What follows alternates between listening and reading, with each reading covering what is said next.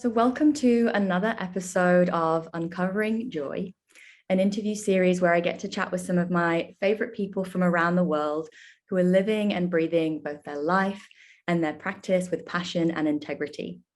Now, one thing I love about these conversations is that they're an opportunity to really become enamored with what it means to be human. We get to see just how much variety exists within the world, and at the same time recognize this deep, inherent, shared longing to experience connection and wholeness. We can each tread these slightly different or even very different paths, and yet move towards the same destination. And so joining me today is Michael King. He's my meditation teacher, my mentor, and an all-round epic human being. Now, he's one face of the King's meditation and mentoring business that serves a mission of connecting people back to the deepest sense of fulfillment and joy. And I couldn't think of a better human to have on here for chats. One of my earliest memories of Michael was me on a training in Bali where he was one of my teachers. I'm struggling through a practice. I'm beating myself up. There's this torrent of thought happening whilst I attempt to hold a warrior three. And just in the moment that I needed it the most, he steps close to my mat and I see the words, "Be happy," with a smiley face tattooed on the top of his foot. And now that fleeting moment for me captures the essence of Michael as a human and as a teacher. He's ready to catch you if and when you wobble. He's there to remind you not to take life so seriously. And it's somewhere within that remembrance that you rediscover your smile. So without further ado, Michael, welcome. Thank you for being here. Thank you for sharing time, your presence, and your wisdom. Thank you so much. That was such a nice introduction. Thank you. I had no idea about that story. It was so good. It was so good. I was just like, it was one of those practices where from the get-go, I think I stepped on thinking, I feel great today. I'm going to nail this. And it wasn't that. And everything, it was just chatter, chatter, chatter, chatter, chatter. And then we're in this ballad, like the hardest part for me. And your foot's just there with the smiley face. And I start laughing at myself. And it was just so perfect. So thank you. That's exactly why I got the tattoo. And I even got it. So when I was thinking about getting it, didn't know whether to get the words facing. So I would read them. And then I thought, nah, better to get them facing out. So I know they're there. I can still read them, but better suited for everyone else. So that's absolutely perfect. It did its job. Yes. Good. So one thing I'm always really fascinated by is learning and hearing about how people found, their practice, their passion, and what the trajectory of their own journey has looked like. And I know from already our talks that yours has been very colorful and also very powerful. So I'd love if you could just share some insight into, what first nudged you towards meditation, spirituality, and such the like. And what was it about those initial experiences that kept you coming back for more until it was just something that you felt like, yes, I'm integrating this into life? Amazing. I think my trajectory and journey into meditation and doing what I do now there definitely wasn't like a big moment.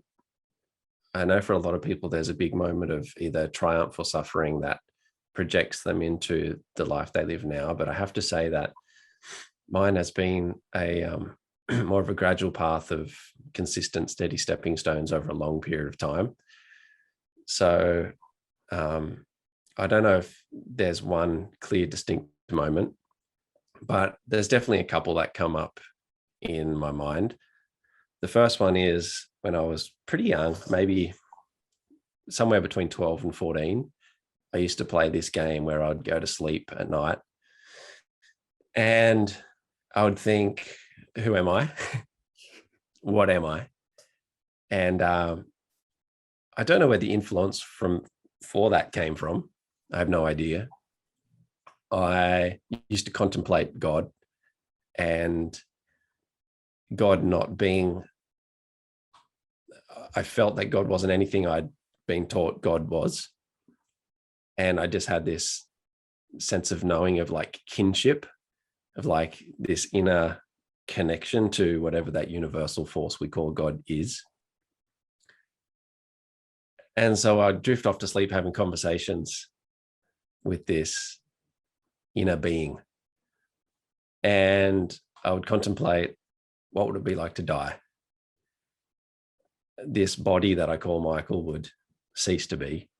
So would I just be floating around as some ethereal mist? No, because the idea of me would cease to exist. So my mind would perish, would it? And I'd just go through this exploration, and eventually I'd just experience space and stillness and quietude, nothingness.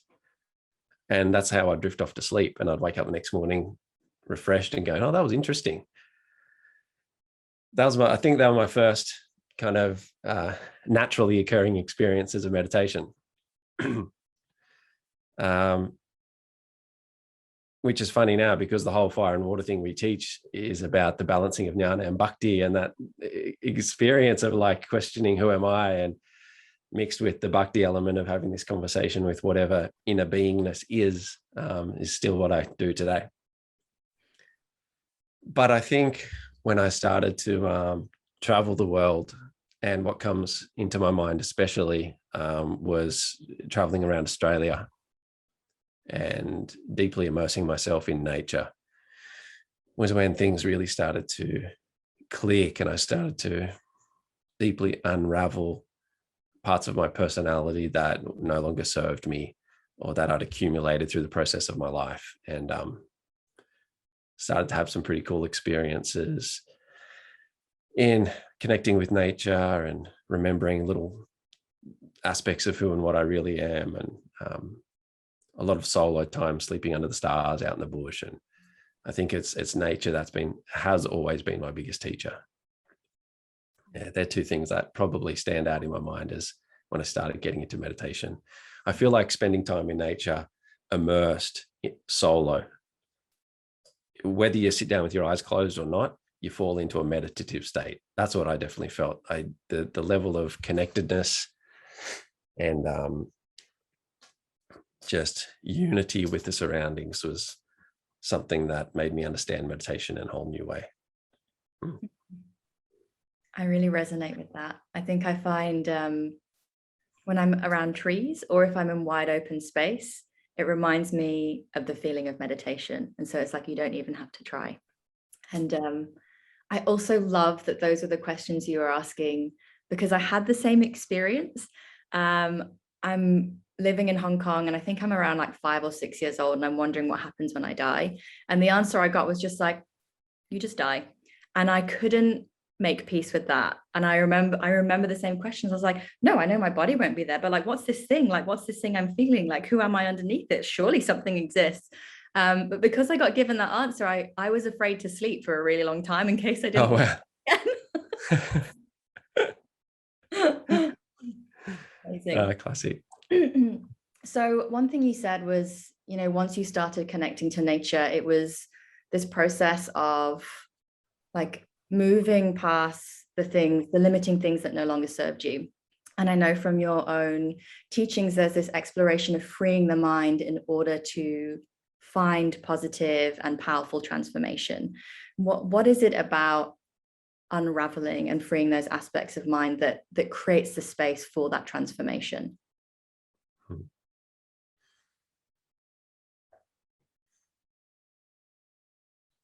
I think the mind is only a reflection of consciousness, and thoughts are just structures that exist within the vast field of consciousness. And so if we believe ourselves to be mind or structures of thought, we immediately limit ourselves to a very small experience of our actual capacity. Not only that, if I think I am my thought structures, my personality, and my mind, if someone has a different opinion, or if they challenge my opinion, I very quickly have to jump to defense of my thought structures and my personality and my mind, because if this gets hurt or damaged or challenged or annihilated, I do, because I am that. So it's just extraordinarily limiting. And we see that when we look around the world right now, especially, all we see is my thought structure fighting your thought structure. Whose thought structure is right? Whose thought structure is the best? And thought structure is just having a battle. And we forget that there's an opportunity to transcend, which just means go beyond all of that into an experience of something much richer, much deeper, much more fulfilling, where we look at thought structures and look at the mind, which is the field in which we can create and build thought structures, or pull them down or build them up. Look at the mind and see it as a beautiful God-given tool through which I can create my experience of life.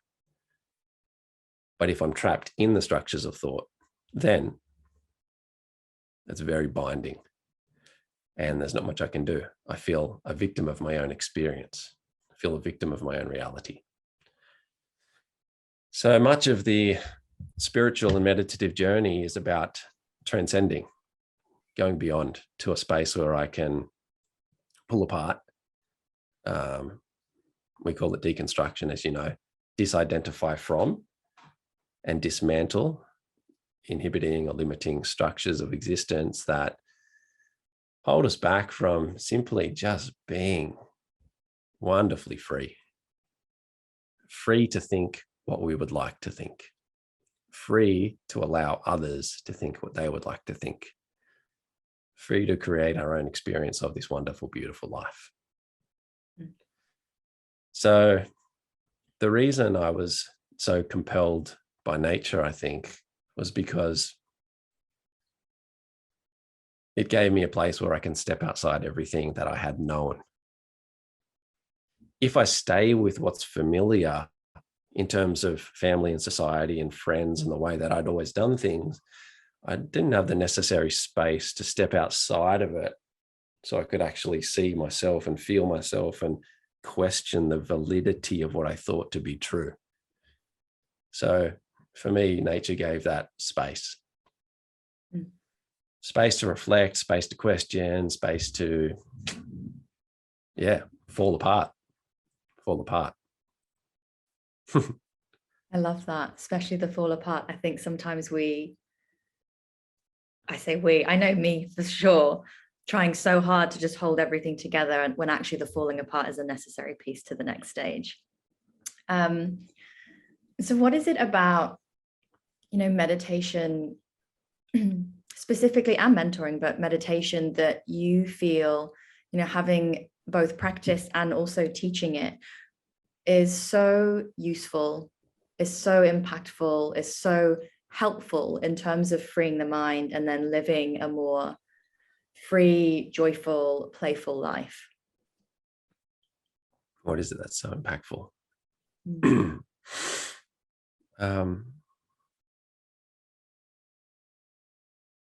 I think there's a lot of self-help noise out there, lots of big promises. But for me, meditation has always been the thing where here's a real life, tangible, practical set of tools that can help you traverse that journey from suffering to joy. And in the process, teach you how to actually manage, control, work with, befriend, love, and transcend your mind. Why I think it's powerful is because within meditation, in terms of the broad sense of the world, the word, and all of the different applications of meditation, exist the practical guidelines that we can learn to, I love the way the Vedas put it, collapse the self. Small s. What happens when you collapse the self? We realize that, oh, I didn't actually die. I feel more alive than ever. Because now, without me being ruled by and limited by the small s self, universal intelligence has the ability to work through my body, nervous system, and mind. And I'm participating in, consciously, the evolution of nature. I'm a willing and conscious participant in the evolution of nature. And why are you and I having this conversation? Joy. Nothing feels more joyful than that. You know, we all, to the degree we are identified with the smaller self, we think that joy comes externally. To the degree we disidentify from and dismantle or collapse the smaller self, we realize that joy is a naturally occurring phenomenon that we can't do anything about. It's just there whether we like it or not. And it bubbles up from and arises from the depths of nature itself. And the embodied sense of joy, firstly, I think joy is just a field that's accessible to us at any moment. But the embodied emotional sense of joy is also an indicator that we're on path with the evolution of nature. That deep, subtle, quiet, fulfilling, beautiful joy is an indicator. I'm in tune and I'm walking to the beat of nature, and I'm a conscious participant in the next most beautiful unfolding and evolution of what life is becoming. Meditation is a really wonderful thing. And on the surface, it's like calm, cool. Calm sounds good. De-stress, that'd be nice.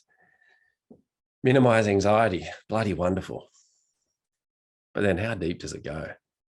Well, wherever you want to take it. But definitely to the ability to connect with the underlying ever-present essence of joy that is life itself. I mean, I don't have to convince you of that. You called this thing uncovering joy, not gaining joy through XYZ. So yeah, no, I'm with you. And I think it's been one of my favorite things about practice, because, you know, to begin with, I was like, why does this feel good? Why am I coming back to it? And the more I discover practice, the more it evolves. And, you know, particularly with meditation, I know for me for quite some time, it was one, separate to yoga. And then it became something that I felt like I had to do. And one thing you said to me on the training that really touched me actually was, you know, don't do it because you have to, do it because it's beautiful. And the minute those words landed, I was like, yes, it is. And like, what an invitation to realize that. And, you know, if for someone who's first starting out, because I recognize from my own experience, the resistance, the things that come up, even from conversations, you know, I remember my mum having a conversation with my dad, and I'd sent him towards a simple meditation app. And I was listening to him teach her, and I was like, wow, this is so cool, because she'd come up with, you know, the usual story that I've also told myself early on, that I can't meditate, my mind doesn't want to be still, that I'm always thinking. And so I think sometimes there can be this misconception that, you know, when you meditate, everything is completely empty and there's total peace. And if you haven't got that, you're doing it wrong. And so for someone who's just starting out, or who's been dipping their toes in and would like that access point to a more consistent practice from a space of, wow, this is delicious, what could you offer as insight to the experience that might, you know, open that door? Yeah, cool. Yeah, it's a great question, because sometimes when someone like myself gets excited and carried away and goes into the places meditation can take us, like I just did, we can sometimes step away from what it's like when you first start. So thanks for bringing me back there. It's really interesting to note, I think, that studies that have been done on experienced meditators show that they still experience the same vast array of emotions that non-meditators experience. The biggest difference is how long the emotions stick around and their ability to, how they interact with or relate to the emotions that arise. So it's similar with all of us still have busy minds and thoughts passing through the terrain of our mind, for sure. And that's not something that you necessarily switch off. I think over time, for sure, the mind gets a little bit more spacious and thoughts might get a little bit less turbulent or crowded, but they're always there. Meditation definitely isn't, at least initially for sure, about the complete silence of thinking. In the beginning, it's about, how do I take this restless, wild, untrained puppy and tie it to a post? In other words, how do I train it? How do I work with it? How do I make it so that it's an ally? Because one thing about dogs, if I'm using my puppy analogy, is that they have a service nature. They want to be trained. They want to, all that they look up and all they want is the approval of whoever's in charge of them. They want to be told what to do. The more they feel contained and held and guided and directed, the better dog they become and the better they know how to do their duty for their master. Unfortunately, for most of us, the mind is the master. And, imagine the dog's chewed through the lead and it's running off down the street and we're running after it going, get back here. Why won't you do what I tell you? You're mad. You're out of control. You're a stupid dog. I'm sending you back to where you came from. It must be the fact it's a pound dog or whatever. But, realizing you're the master of the mind is a whole nother thing, that you have the capacity to guide it and direct it and work with it. How do we do that in a really practical sense? Well, it starts with just the ability to be with it as it is and recognize that there's a reason we call them trains of thoughts. They're literally trains that pull into the station. Some of them have 2 carriages. Some of them have 100, depending on how fleshed out the thought is and how many times we've thought it. When the train rolls into the station, the doors open. What we typically do is jump in the train, close the door, and ride the train to its destination, and then its next destination. And every destination it goes to, the carriages get a little longer. It gets more momentum, gets more weight, and it goes faster. So it becomes harder to put the brakes on. What meditation teaches us to do is to stand on the platform and watch the train roll into the station. And sometimes we'll be tempted to get in the door. We're like, oh, hold on, what am I doing here again? That's right. I can stay on the platform. The door closes and the train rolls out of the station. We're like, okay, so I haven't stopped thinking, but I'm now observing and watching thoughts a little more than jumping on the train. And then, of course, the next train will come. It'll be a little bit more compelling and we'll jump into the train and then we're off again. And then 5 minutes later, we're like, shit, I'm meant to be meditating. What did I do?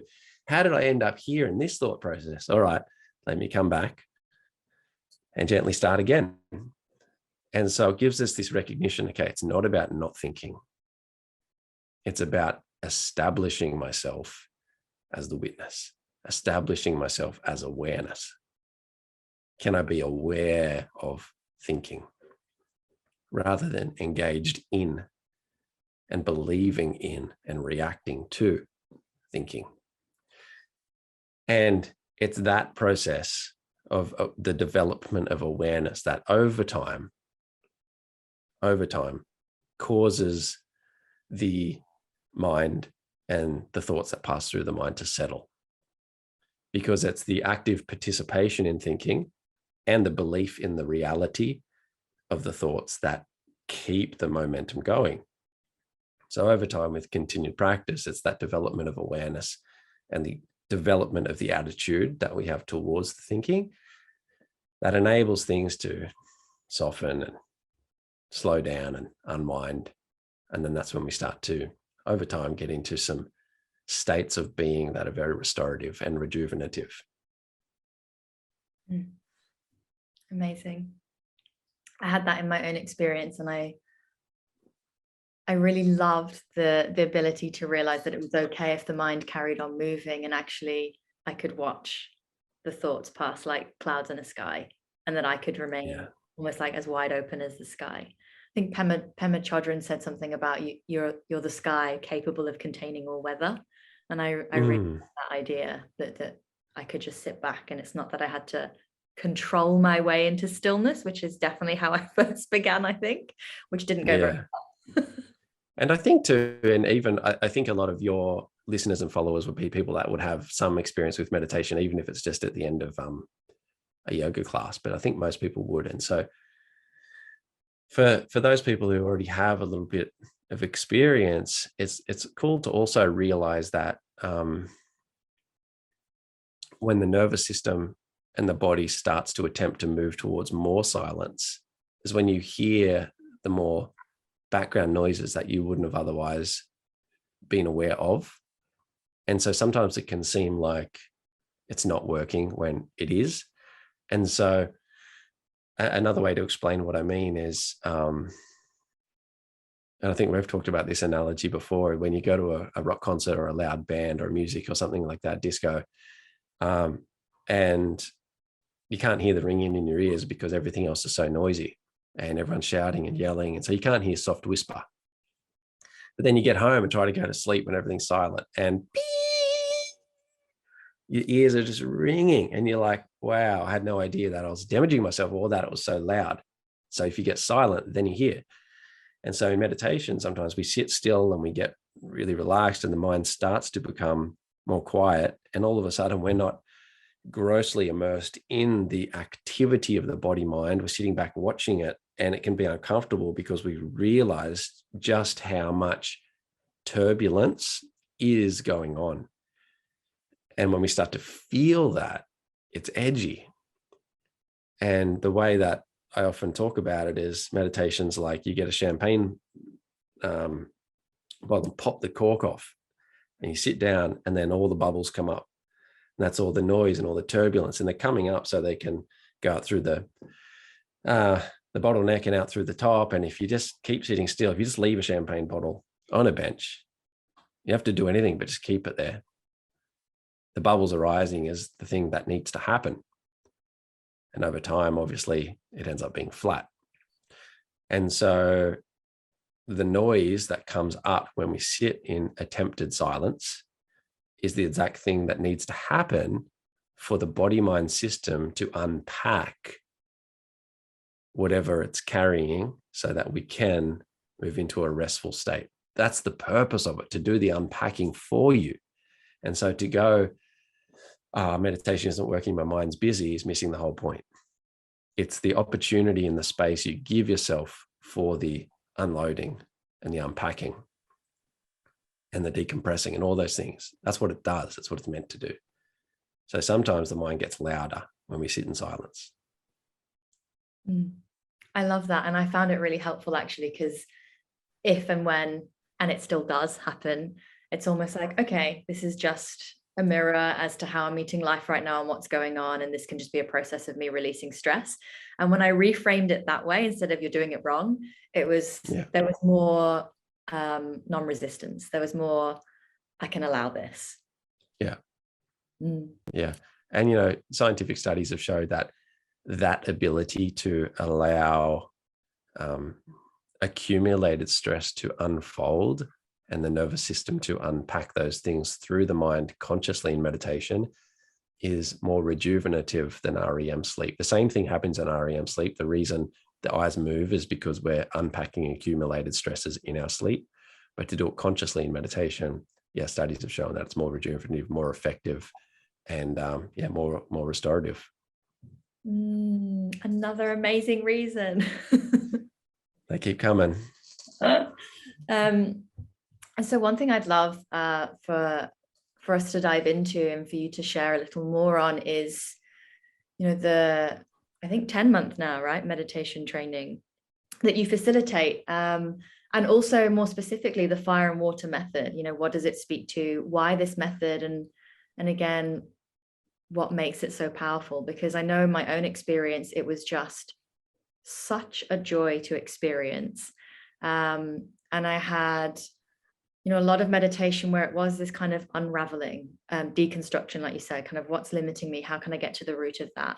But what I loved about what you're offering was there was another side of rebuilding, which I hadn't experienced before. And what I've felt myself and what I see sometimes is that we can get stuck in that stickiness of awareness and not know what to do next. And what was lovely about this was like, actually, you get to feel really good. It's your choice. And if you're in control of the mind, you're in control of feeling that. And building it was just so delicious. And I couldn't believe that I hadn't yet experienced it. So I'd love for you to share with the community and the listeners about the training, about the fire and water method, and why you love it. Wow, such nice words. Thank you.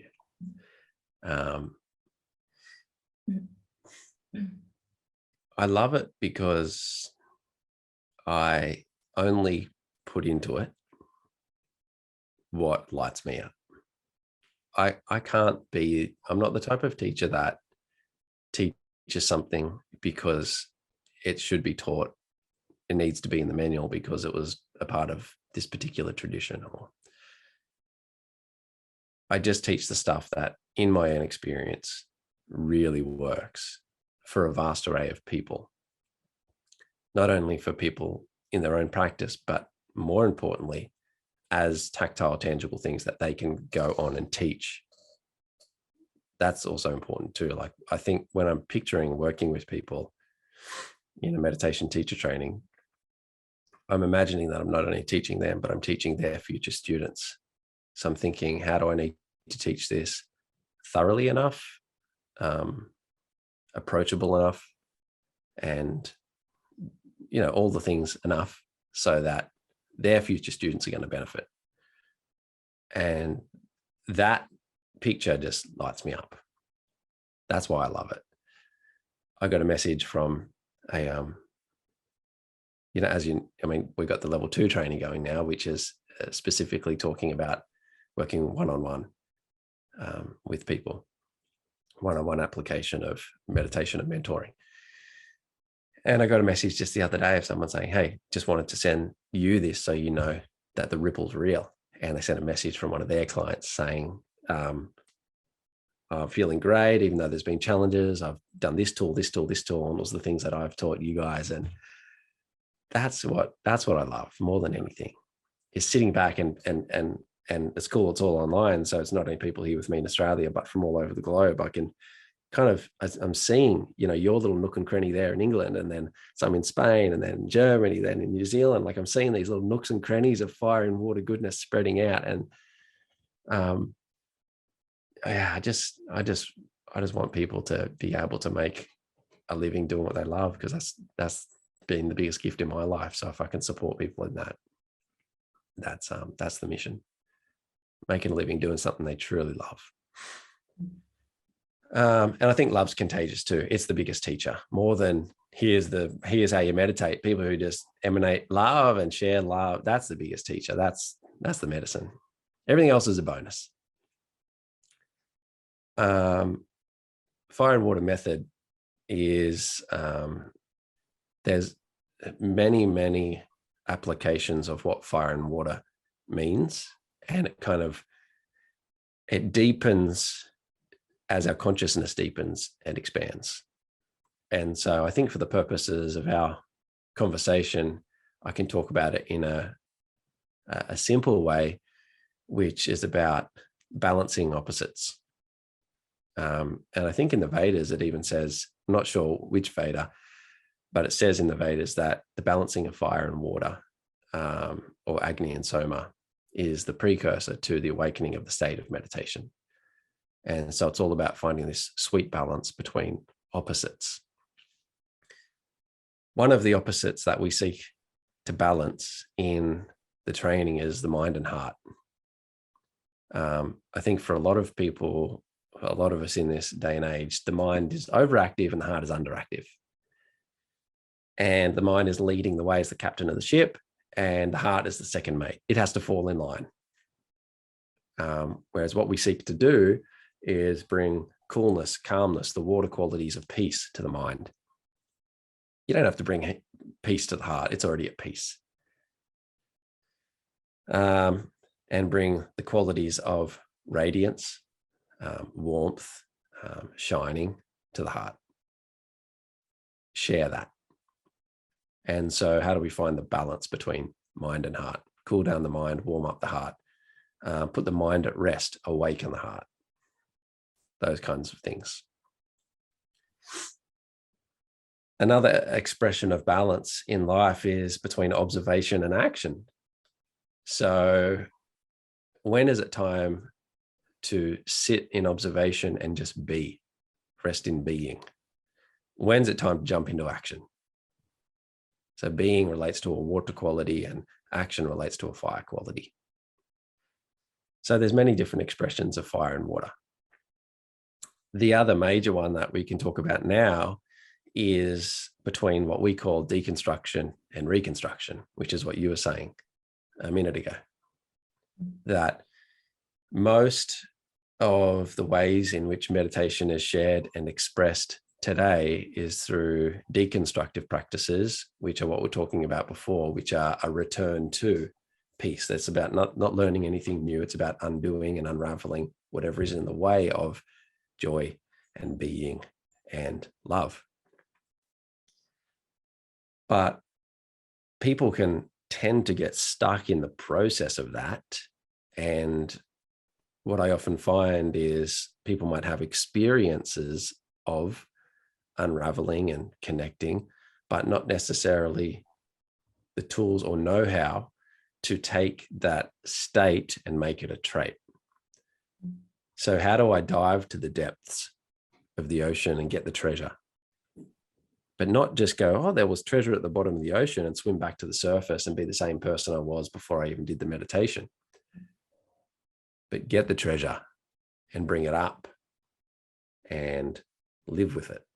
So it comes with me everywhere, wear it as my growth, dependent of my growth. Take it with me everywhere I go. So reconstructive tools are about, okay, cool. I have realization, I have insight, I have knowledge that I've developed through the process of deconstructive meditation.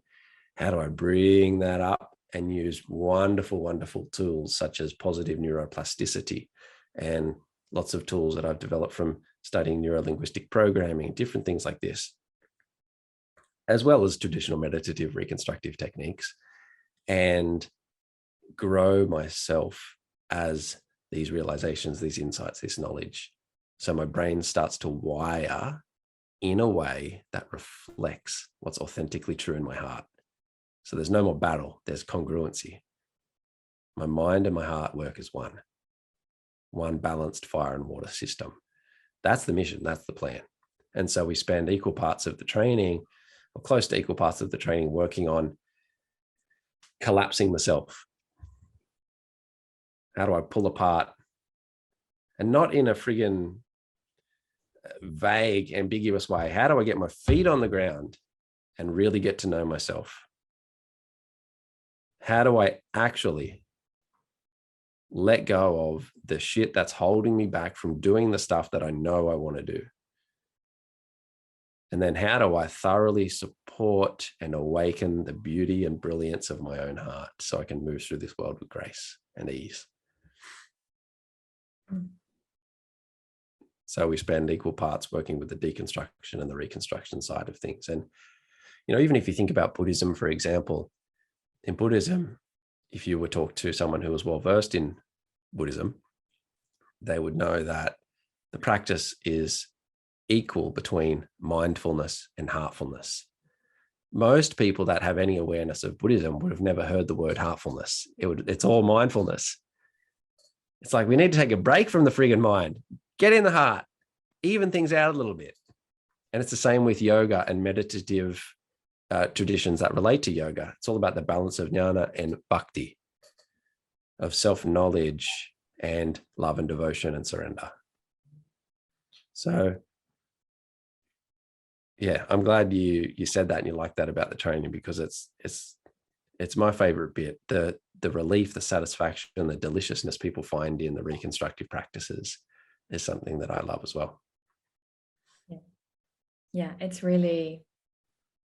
that motivation and inspiration to really, I think you called it, be on purpose, and it feels exciting. You feel accountable in a really wonderful way. You feel like a powerful creator. And what I noticed was, and it's funny because I have a friend who's currently on the training, and you've shifted into reconstruction, and I got a message from her and she was like, oh my goodness, da, da, da, da, da. And I was like, I remember that phase.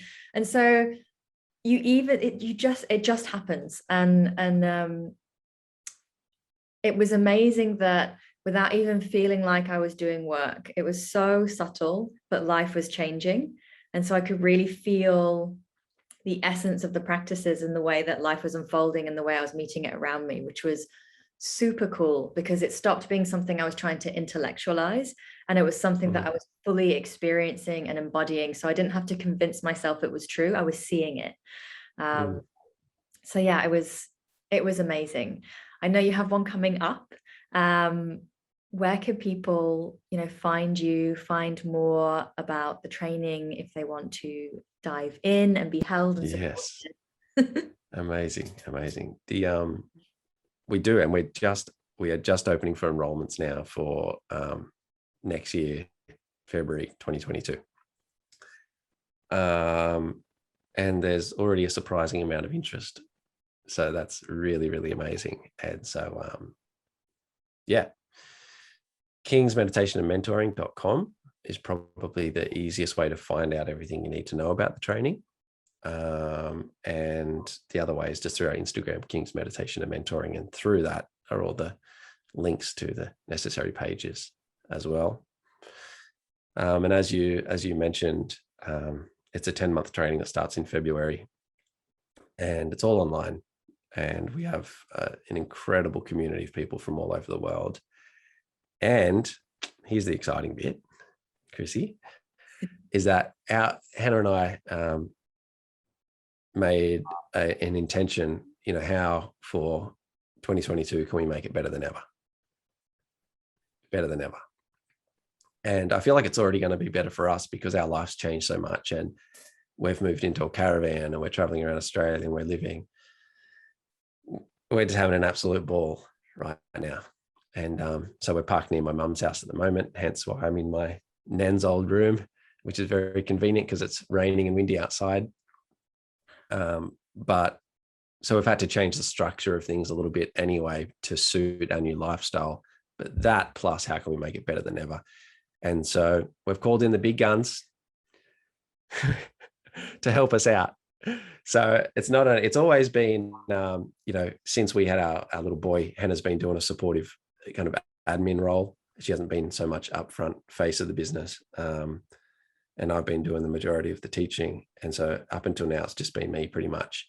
And so what we've done is we've thought of the three most inspiring, skillful mentors and teachers we know, and we've called them on board to run the training with us. And so that's the plan for next year, make it better than ever. And of course, Chrissy, you are one of those wonderful people that's going to help us out. So I'm just absolutely buzzed to the nines to have your help. And then Katie and Chris as well. It's going to be an incredible journey for sure. And one of the key purposes of having you guys as well, so that my intention always with the training has been, how can the people that do the training feel thoroughly, fully supported in becoming a meditation teacher? And so, yeah, that's why we've got more people helping out as well. So yeah, either Instagram or website. We're opening for enrollments over the period of this week, which by the time I guess people watch this, it would have been like last week or the week before or something. So by the time people watch this, it'll probably open for enrollment. So yeah, perfect timing. Amazing. I'm so excited. I'll include all the details, so website, Instagram, in the bio description so that you can reach out really quickly. And if you want to get a taste of meditation, Michael and Hannah have a meditation hub that you can sign up to. And Michael will also be filming a wonderful meditation for the on-demand library, so you can reach it there too. So before we sign out, I have two things, because I mean, I have many, but I'll stick with two. Yeah, you and I could waffle all day. You know that. Forever.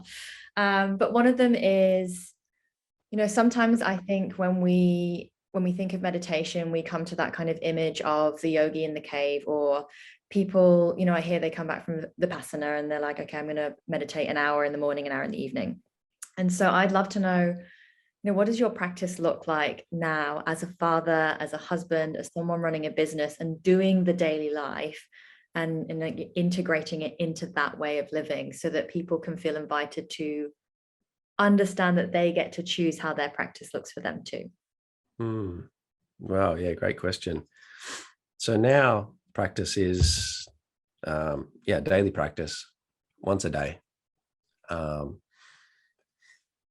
probably around 30 minutes, and the time of day I practice varies a little.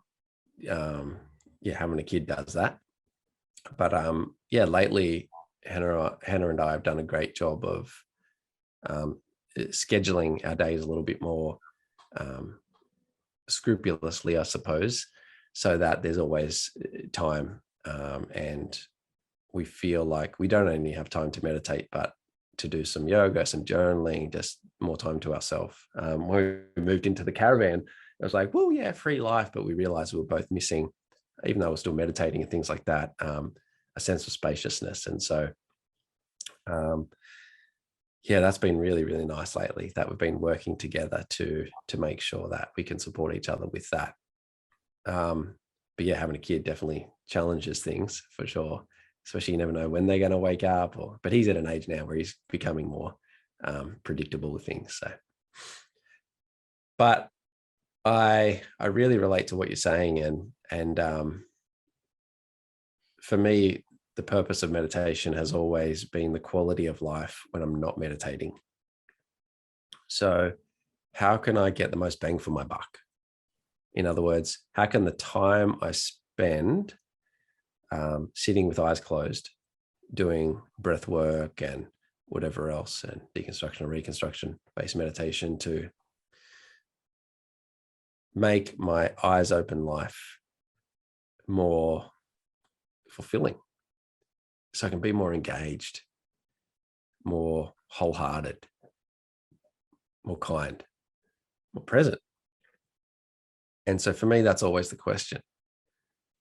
How do I get the most bang for my buck in my practice? And the whole system that we've developed, the intention is to answer that question. Hopefully, and I think people are finding that it's really, really working, really, really working. I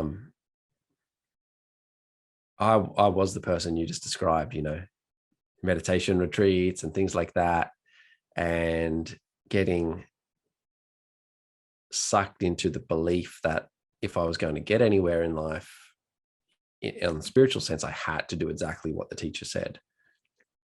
And there's time for that as well, of course, and time for discipline.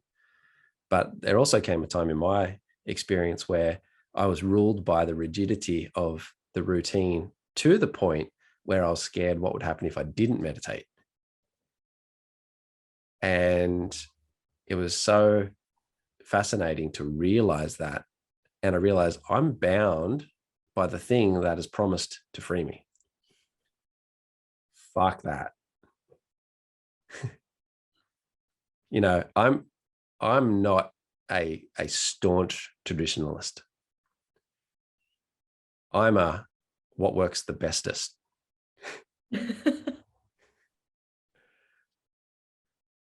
And of course, in saying that, the large majority of the stuff we teach is traditionally based, but I'm just not a staunch, rigid person like that. I'm like, what works really for you, for me? And so I remember having that realization, and I went, fuck this. I'm spending a month without meditating. You know, for people that haven't meditated much, they'll be like a big deal. But like when you're in it and on the path and all those kind of things, for me, I was like, what's going to happen? Will I be all right? Will I go crazy? And I didn't meditate for a month, and I found other things to do. I spent time sitting in the sun, journaling, drinking tea, just more time in nature. I don't know. Got to the end of the month and I felt great.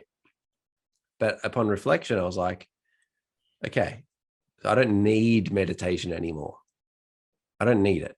Anyone who tells you you need it's full of shit, and they're trying to convince you of something that's not true. Neediness is icky. But I said, I know though that it's very helpful and beautiful and wonderfully rewarding. So what's a practice for me?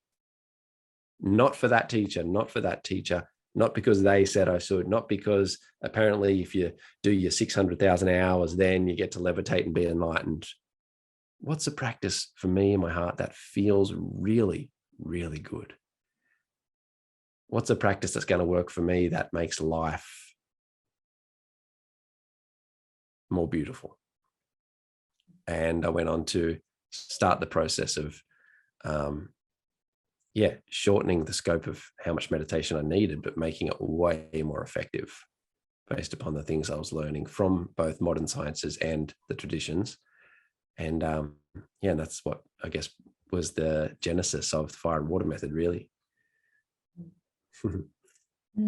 Thank you.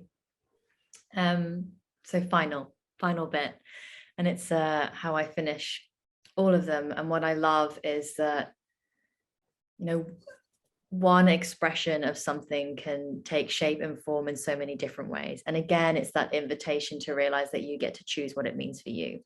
And so what does joy look like and feel like for you? And what are your means for uncovering it, living it, breathing it fully?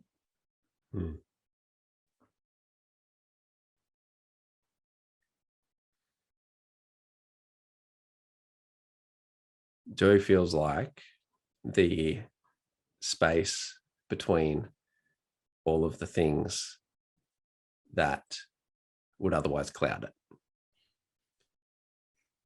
Joy feels like the nature of the space between things. And it also feels like evolutionary impulse. I often in my own mind call it delight, but it would be interchangeable with the word joy. And delight is a compass, as is joy. And I think one of the things meditation has given me is the ability to understand and discern and read that compass of delight and joy. To follow it, to unfold with it and as it.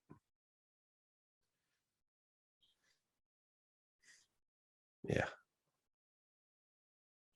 I also really think joy is natural. You know, just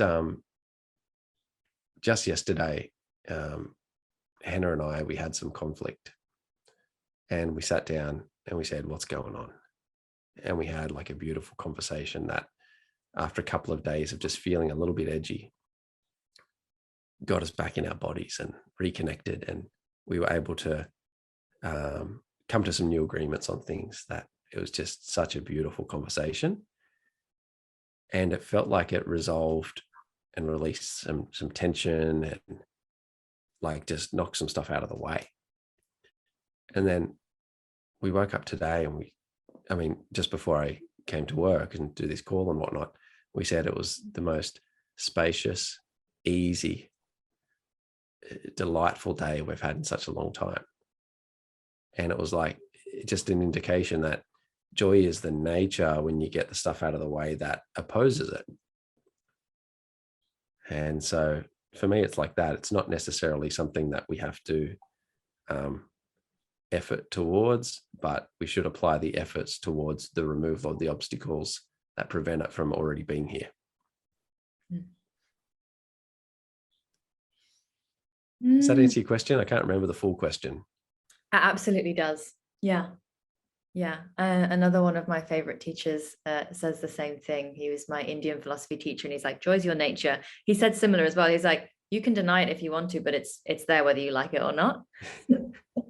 And so I really like that idea of you're just removing the obstacles.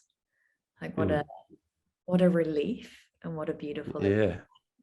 And Rumi said the same thing. He said, don't seek for love, seek for the obstacles you've built against it. Mm. Yeah. And knock those bloody things out of the way. And then you'll realize, oh, I am that. I am the love I was seeking. If I had stopped seeking and maybe just actually applied the effort to keep using the same word, deconstruct, dismantle the obstacles, the stuff I've built against it. Of course, we don't build it consciously. We don't make this decision in my head. I got a great idea. I am going to build walls to protect myself from love and joy. Perfect. No, there's no conscious thought about it. But yeah, removal of the obstacles. And then with the reconstructive work, the growth of joy becomes effortless and fun. It's not another thing we have to effort towards. Yeah. Thank you so much. Oh, my pleasure. Absolutely. Such a dream. I could talk forever, but I'll let you So go. could I. I know. I just want to be in that room having a cup of tea on that lounge, and it looks so cozy in there. It really is. I'll have a cup of tea for you. My mum loves her plants, so I feel like I'm held by nature in here as much as out there. There you go.